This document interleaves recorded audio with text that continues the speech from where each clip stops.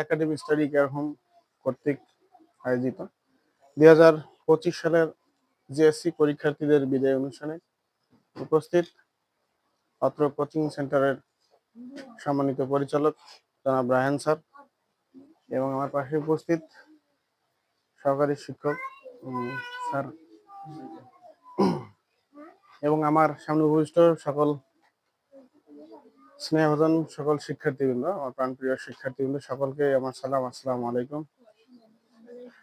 এবং অন্যান্য ধর্মাবলম্বীদের প্রতি আন্তরিক অভিনন্দন এবং শুভেচ্ছা। আছে বিদায় অনুষ্ঠান। আসলে বিদায় বলতে কি, এটা একটা অনুষ্ঠানের মানে আয়োজন আর কি, আনুষ্ঠানিকতা। বিদায় বলে আসলে কাউকে বিদায় দেওয়া সম্ভব না, আর বিদায় নেওয়াটাও সম্ভব না। এটা যা হচ্ছে একটা ফর্মালিটি। তবে দোয়া থাকবে তোমরা হয়তো এসএসসি শেষ করে এরপরেই ক্লাস 10 অর্থাৎ এসএসসি পরীক্ষার্থীর দিকে অগ্রসর হবা। অষ্টম শ্রেণী পাশ করার পর ভালো রেজাল্ট করে এরপরে তোমরা অবশ্যই এসএসসি পরীক্ষাতে অংশগ্রহণ করবা। তবে এরপরেই যে তোমার যে সিদ্ধান্তটা, হয়তো ক্লাস অষ্টম শ্রেণীতে কোনো বিভাগ থাকে না আর কি, এরপরে অবশ্যই নবম শ্রেণীতে তোমার বিভাজন আসবে, অর্থাৎ কেউ হয়তো বা সায়েন্স এবং মানবিক এবং ব্যবসায়িক যেটা আছে আমরা কমার্স বলে জানি। তো এখন থেকেই তোমরা সিদ্ধান্ত নিবে, আসলে তোমার রেজাল্টে বলে দেবে যে তুমি কোনটাতে পারো। অবশ্যই যে কোনো বিভাজন থাক না, আসল কথা হচ্ছে তুমি যেটা তো অভ্যস্ত, অবশ্যই সায়েন্স। তবে আশা করবো সবাই, যাতে সায়েন্স আসলে সবাই পারে না, তারপরে যারা কষ্ট করতে পারে, যারা প্যাশেন্স, যারা ধৈর্যশীল, যারা পড়াশোনায় আগ্রহী এবং প্রতিদিনের কাজ প্রতিদিনে পড়াশোনা করে, সেই সমস্ত স্টুডেন্টরাই কিন্তু সফল। এখানে অনেক শিক্ষার্থীবৃন্দ আছে। আসলে আমরা বিদ্যাটা কি কারণে আমরা বিদ্যা অর্জন করি, বিদ্যার কাজ কি, what is the purpose of education, কি কারণে আমরা এডুকেশন আর্ন করি। শিক্ষার একমাত্র পারপাস বা উদ্দেশ্য হচ্ছে জ্ঞান অর্জন করা। নেক্সট লেভেলে আসে যে আমরা জ্ঞান কি কারণে অর্জন করব। জ্ঞান কি? জ্ঞান হচ্ছে মানুষের সম্মান বৃদ্ধি করে। শিক্ষার কাজ হচ্ছে জ্ঞান অর্জন করা। আর জ্ঞান কেন অর্জন করতে হয়? জ্ঞান অর্জন করতে হয় জ্ঞান মানুষের সম্মান বৃদ্ধি করে। তোমরা যারা আছো, বিশেষ করে এখনই তোমাদের সময়, বিশেষ appropriate time in your life. যে সময় যায় সে সময় আর কখনোই আসে না। সময় খুবই মূল্যবান জিনিস।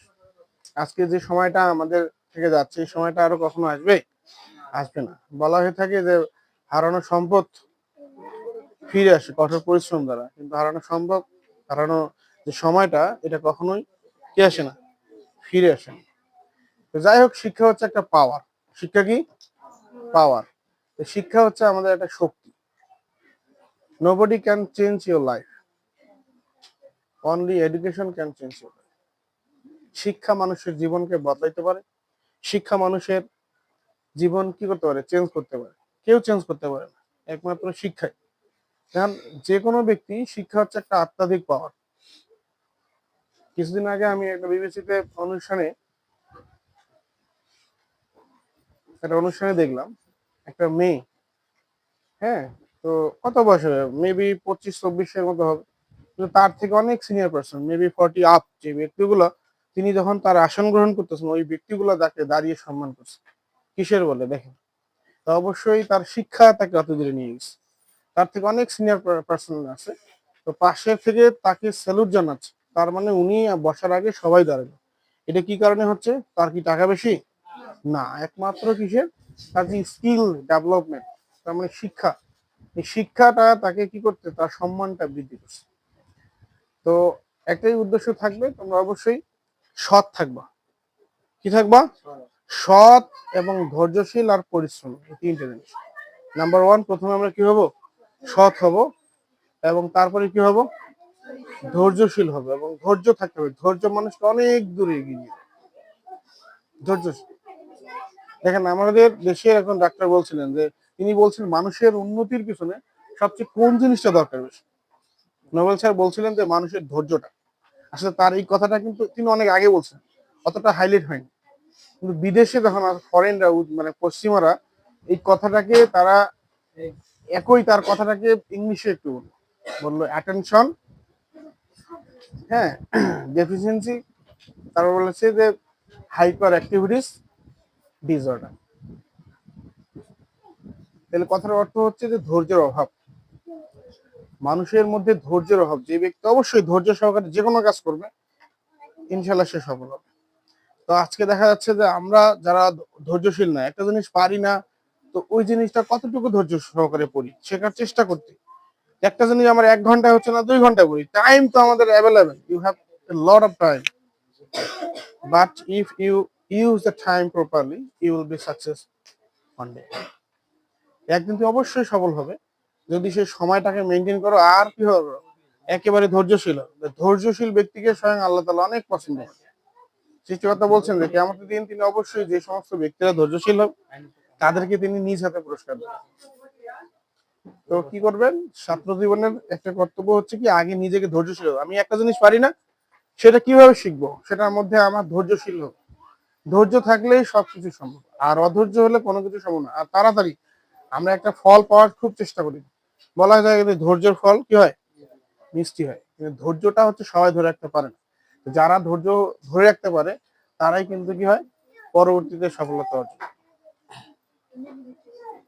এটা আর হচ্ছে তোমরা হয়তোবা দীর্ঘ দিন যাবত এই কোচিং সেন্টারে পড়াশোনা করে আসছো, বিশেষ করে যারা এসএসসি পরীক্ষা দিবে তারা এখানে উপস্থিত আছে, এবং যারা হয়তো দশম শ্রেণীর কিছু শিক্ষার্থীও আছে।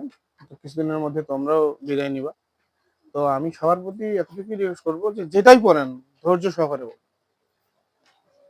ধৈর্য ছাড়া কখনো কোনো কিছু গেইন করা সম্ভব হবে না।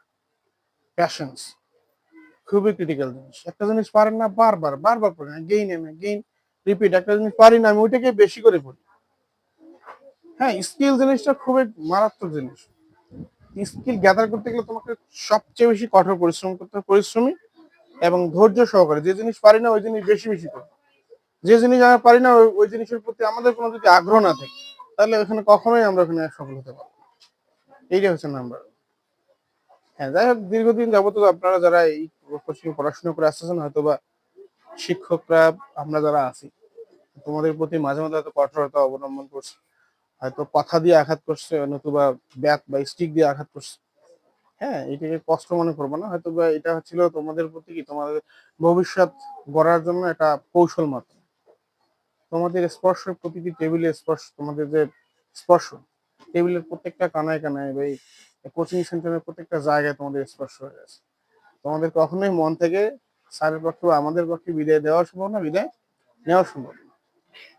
তা আশা করি অবশ্যই তোমরা পরীক্ষা দিয়ে পরীক্ষায় ভালো রেজাল্ট করবে, পাশাপাশি এই প্রতিষ্ঠানের সুনাম বয়ে আনবা, এবং আবার নেক্সট লেভেলের এসএসসি তে যে হয়তো সায়েন্স আর্টস নেবে সেটা অবশ্যই বাসায় পরামর্শ করবা, বা আমরা যারা শিক্ষক আছি তাদের সঙ্গে পরামর্শ করবা। কারণ অবশ্যই পরামর্শ করেই তোমরা এই বিভাজনটা করবে, কে সায়েন্স নিবা কে আর্টস নিবা। অবশ্যই ম্যাথ এবং ইংলিশে ভালো আছে, তো অবশ্যই সায়েন্সের বিষয়টা একটু দেখবা। হ্যাঁ, তো ঠিক আছে, এই সবার জন্যই দোয়া থাকবে, সবাই ভালো কিছু করবে। হ্যাঁ, এই প্রতিষ্ঠানের সুনাম অর্জন করবে। ওকে, ধন্যবাদ সবাই।